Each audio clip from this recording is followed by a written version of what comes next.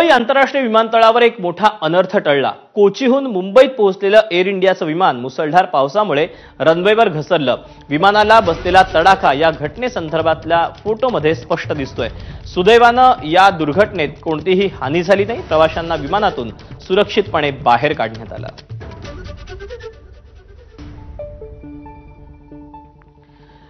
मुंबईत हा विमान अपघात कसा टळला, नेमकं काय घडलं आपण जाणून घेऊया। एअर इंडियाचं AI2744 या विमानानं कोचीहून सकाळी 7:50 उड्डाण केलं।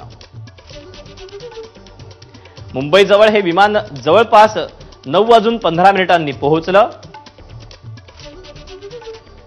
सकाळी 9:27 मुंबई विमानतळाच्या 0927 या रनवेवर विमान उतरत होतं।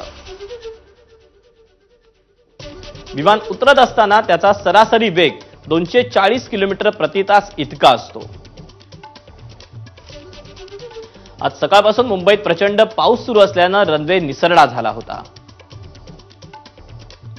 अशा वेळी चाक आणि रनवेचा पृष्ठभाग यांच्यामध्ये पाण्याचा एक थर निर्माण होतो, ज्यामुळे टायर घसरतो।